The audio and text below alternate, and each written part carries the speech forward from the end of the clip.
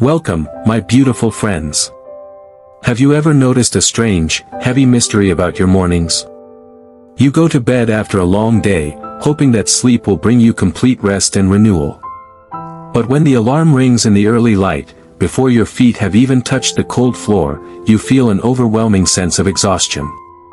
Your heart feels heavy, your mind is already racing, and your body feels as though it has been carrying heavy stones all through the night.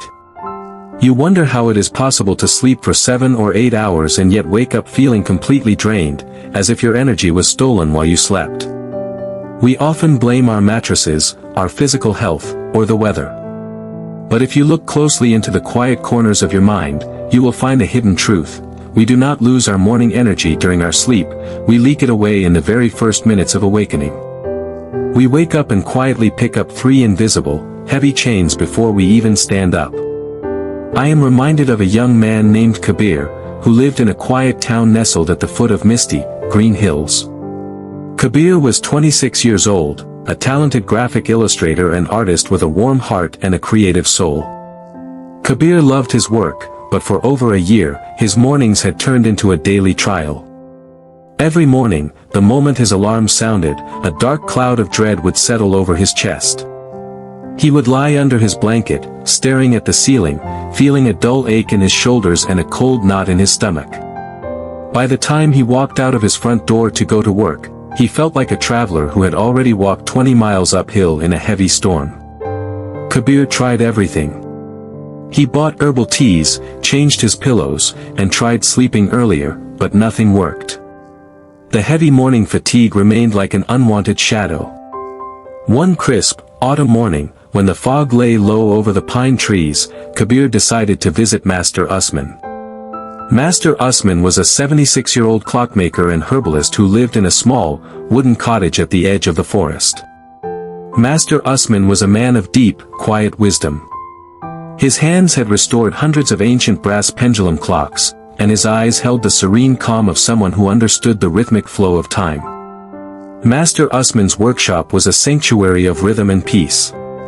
The ambient air smelled rich with cedar wood, dried lavender, and sweet cinnamon tea. The soft, rhythmic tick-tock of dozens of antique clocks resonated through the room like a steady, peaceful heartbeat. Warm, golden sunlight filtered through the misty glass windows, illuminating drifting dust motes. When Kabeer stepped inside, the old master was seated at a broad oak workbench, delicately adjusting the fine gears of a towering grandfather clock. Seeing the young man's weary face and shadowed eyes, Master Usman set his small brass magnifying glass down, poured 2 clear glass cups of hot herbal tea, and invited Kabeer to sit on a low, comfortable wooden bench near the window. Kabeer held the warm cup in both hands, letting out a long, trembling sigh.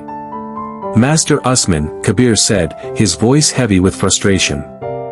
"I don't know what is happening to me. I go to sleep tired, but I wake up even more exhausted.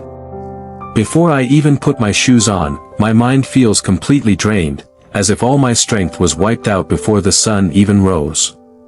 Why do my mornings feel like such a heavy burden?" Master Usman took a slow sip of his tea, looking out at the morning mist clinging to the tall pine trees outside. Then, he turned his gentle gaze toward the large grandfather clock beside his bench. "Kabeer," the old master said in his low, melodious voice. "Look at this clock. Every night at midnight, when the hands reach the top, the internal mechanism shifts. The heavy pendulum swings back and forth, but the counterweights reset. The clock does not carry the weight of yesterday's thousands of ticks into the new day. It starts completely fresh at midnight. But you, my dear boy, are doing something very different. You are waking up, and before your spirit can welcome the daylight, you are pouring 3 heavy buckets of sand into your own gears." Kabeer looked up, curious and listening intently. Master Usman leaned forward, resting his hands on his knees.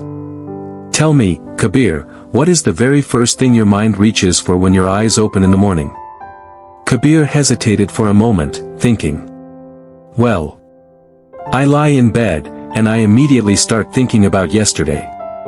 I replay the mistakes I made at work, the project deadline I missed, or the sharp words I exchanged with a colleague. I feel a wave of guilt and regret. Master Usman nodded gently. That, my son, is the first great drain on your mental energy. You are opening the door to yesterday's graveyard. Waking up and immediately dwelling on yesterday's mistakes is like trying to plant a fresh spring garden while carrying a heavy bag of rotted, fallen leaves. Yesterday is finished. Its pages are bound and closed. When you bring yesterday's regret into today's dawn, you drain the vital energy meant for your new day before it even begins. Master Usman then pointed to a small rectangular brass pocket watch sitting near Kabeer's coat pocket, his modern smartphone. And what is the second thing you do, Kabeer? Kabeer sighed softly, looking down. I reach for my phone. I check the news, my messages, and my work emails. I see all the demands, the noise, the problems of the world, and what everyone else is doing. The old clockmaker smiled with a touch of gentle sadness. That is the second drain. You wake up in a quiet, sanctuary-like room, but before you have even taken a breath of fresh air or stretched your arms, you invite a loud, shouting market crowd right into your bed. You allow strangers, news of distant storms, and urgent demands to flood your quiet mind. You surrender your inner peace before you have even built your morning foundation. Master Usman paused, pouring a little more warm tea into Kabeer's cup. And then comes the third drain, Kabeer, the heaviest of them all. After worrying about yesterday and absorbing the noise of today, your mind jumps forward into tomorrow. You start imagining all the things that might go wrong. You worry about upcoming meetings, financial bills, or future uncertainties that haven't even happened yet. The old man looked deeply into Kabeer's eyes. It is like putting on a heavy, rusting suit of iron armor on a clear, sunny morning, just because you are afraid a storm might come next week. You exhaust yourself fighting battles in your imagination, battles that do not exist anywhere except in your thoughts. Master Usman's words resonated softly through the quiet workshop, accompanied by the gentle, steady tick-tock of the brass clocks. Kabeer sat in silence, feeling as though a bright lantern had been lit inside a dark, confusing room. He realized that his physical fatigue wasn't coming from his body, it was coming from his mind's habits. Every morning, he was drowning his spirit in yesterday's regret, today's external noise, and tomorrow's anxiety before he even got out of bed. Master Usman, Kabeer whispered softly, feeling a weight lift from his shoulders. How do I stop these leaks? How do I find morning peace? The old clockmaker smiled, placing a warm, gentle hand on Kabeer's shoulder. Protect the sacred threshold of your awakening, my child.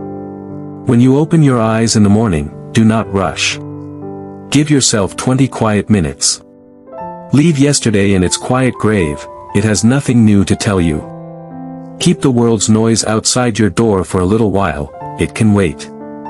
And do not fight tomorrow's battles before today has even had its sunrise. Master Usman picked up a small, polished brass key and handed it to Kabeer. Treat your morning mind like a clean, undisturbed pool of water. Let the water settle. Take 3 slow, deep breaths. Feel the warmth of your blanket, listen to the gentle birds outside, and give thanks for the miracle of a brand new day. When you protect your morning sanctuary, your strength will return, and you will walk into the daylight light and unburdened. Kabeer held the brass key in his palm, feeling its smooth, solid weight. He took a long, slow breath, tasting the sweet lavender in the air, and for the first time in months, his chest felt spacious, calm, and free. He bowed his head to Master Usman with deep, silent gratitude, stepped out of the workshop into the cool morning air, and felt the warm golden sunbeams breaking through the pine trees. My beautiful friends, as you lie in the quiet safety of your room tonight, let this gentle truth rest in your heart. Look softly at how you treat your own mornings. Have you been carrying the heavy chains of yesterday's regret, the world's loud noise, and tomorrow's unborn troubles into your quiet dawn?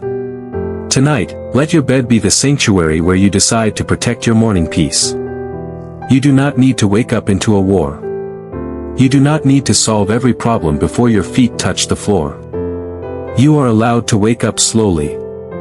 You are allowed to grant yourself grace, quietness, and space. Tell your tired mind softly tonight, I release yesterday's regrets, for they are past. I close the door to the world's noise, for my peace comes first. I lay down tomorrow's worries, for today is enough. I choose to wake up in peace. Let the heavy demands of the world fade away into the cool night air.